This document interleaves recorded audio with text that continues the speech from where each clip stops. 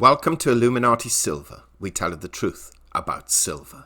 Today is Wednesday, the 15th of July 2020, and yesterday we published a video entitled Silver Exceeds $19 as Global Economic Data Disappoints.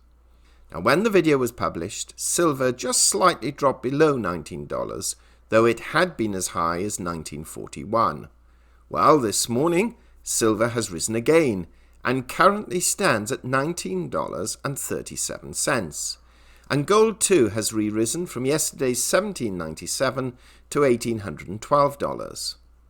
There is no doubt that the reopening of a number of economies is giving silver a boost, and at last investors are now beginning to see it as an attractive precious metal proposition, especially compared with gold, where recently the gold to silver ratio has been extraordinarily high.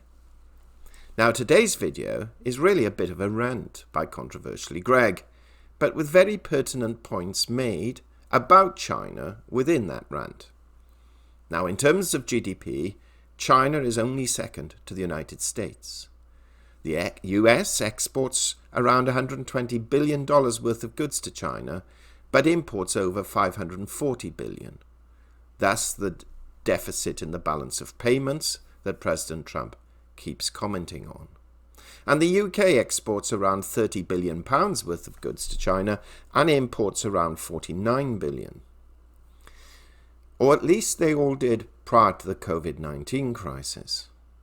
Now, yesterday, the UK government, no doubt the result of pressure from the US government, has decided not to proceed with Chinese company Huawei with regards to our 5G implementation, and has also undertaken to cease all trade with the company by 2027 once existing contracts run out.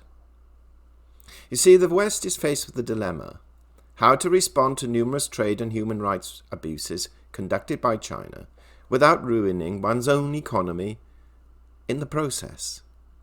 Whether anyone really does have an answer to this is currently unknown, but we are beginning to see a realignment of intent towards the world's second largest economy, one which has the world's largest population. And we ask Controversially Greg what his thoughts are on the situation. Now, as always, Greg is robust and opinionated, and so we ask, please, even if you hold a differing view, do not be offended. It's one man's opinion, but an opinion seldom voiced in such a manner. Also, for those of our listeners who are from China, Greg is not attacking the Chinese people, but the Chinese government. There is a difference. Now, we've also placed this video on the Richard and Greg channel and published it late last night. So if you have already listened to it, then you can, unless you want to listen to it again, cut off now, as what will follow will be the same as on the Richard and Greg channel. So in advance, thank you for listening. Do share your thoughts in the comment section below. If you haven't done so, please subscribe to this channel, and also pop along to the Richard and Greg channel and subscribe to that too, as there will be quite an array of interesting subjects coming up over the next few weeks. We've placed links to all of these in the description box below. So let's go over to that discussion with Controversially Greg. We should not, must not, and never should in the future deal with rogue regimes that treat people like commodities, without ethics, without honor, and without integrity, like China. The United Kingdom has decided to ban Chinese telecom giant Huawei, who consistently claim, as does the Chinese government, that they have nothing to do with the government. Yet, within less than an hour of the announcement being made, we didn't get a response from Huawei, whose chairman in the United Kingdom voluntarily stood down from office.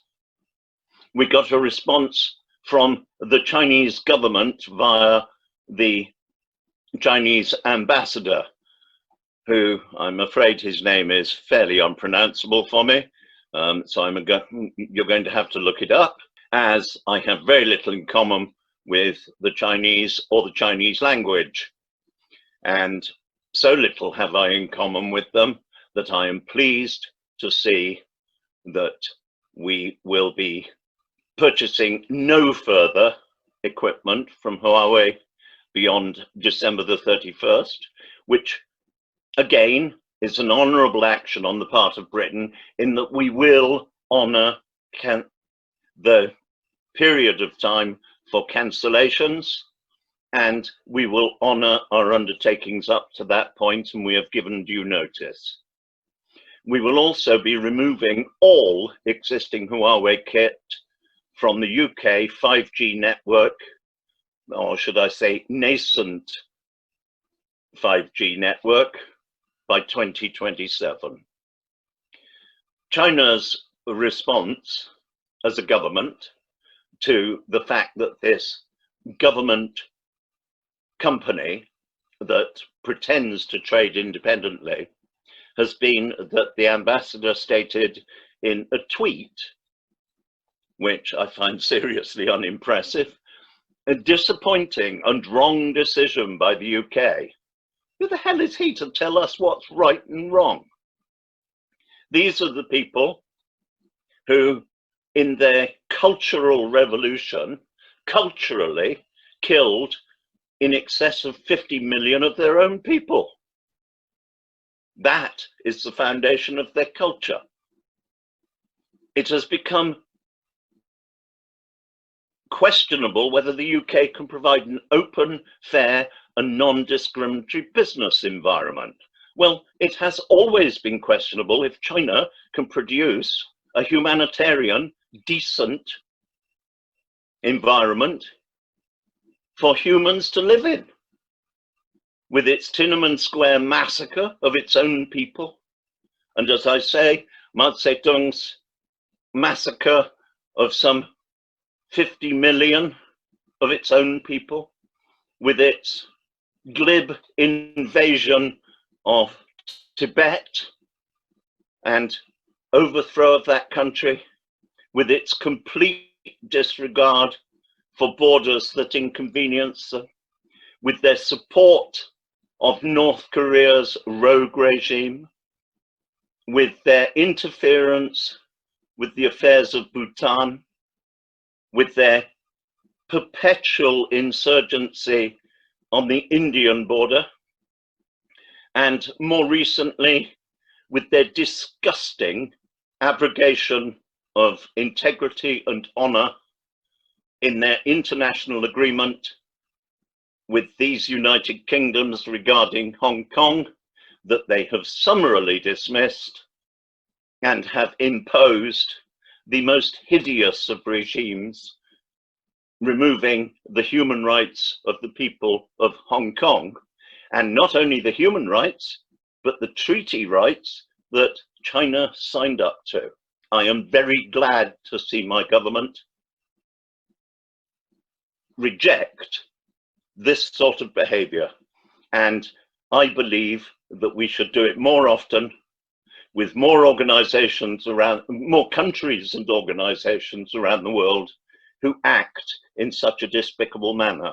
This is China, which currently has between 1 and 2 million people, its own people, the Uyghur sect of their Muslim community, imprisoned in concentration camps where they have taken entire families, separated men from women, given no ability for these people to communicate one with the other, husbands with their wives and vice versa, where they have taken away their children and they have no way of being in contact with their children, and they are being indoctrinated, where, to take it down to a detail that many will find disturbing, where they exported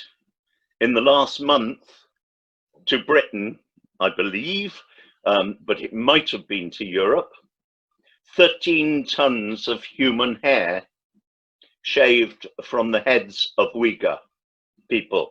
We do not know if these were Uyghur people they have killed or if it is Uyghur prisoners.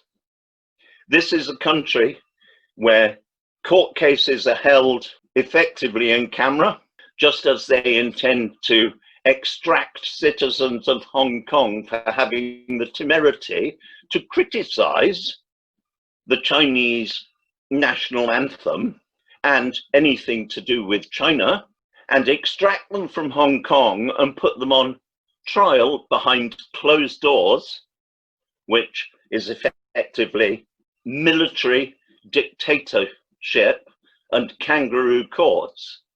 And they can hand down for that single thing, the event, because you can hardly call verbal criticism anything other than a human right. For that, they can hand down a life sentence.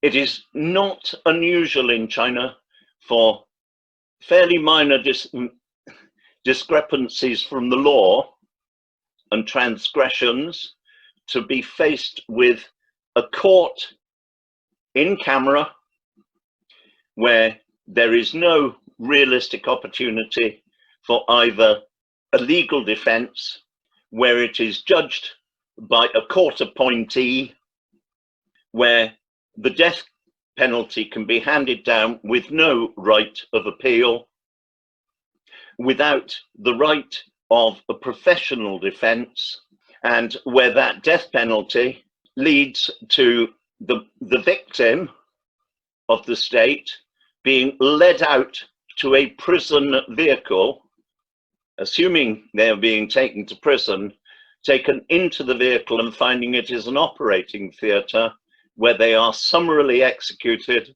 and their organs are removed for sale on the world market. This is a country with the most disgusting morality.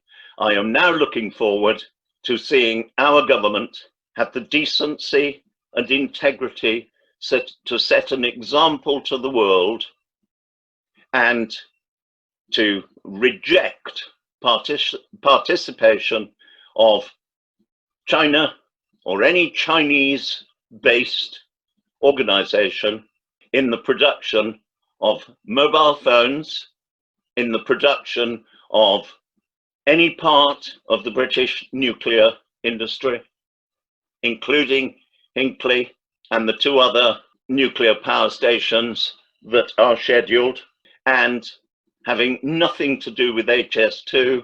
Hopefully that will lead to the collapse of HS2. And I am very proud to say I am British. And I'm very proud of my government if they follow through to that extent. Yes, it will cost us. It will cost every one of us, but it will possibly mean that we are not participating in the oppression, massacre, and misery of millions in China. Well, Greg, that's all very laudable, but to be quite frank, the reality is that in 2019, 30 billion pounds of our exports went to China.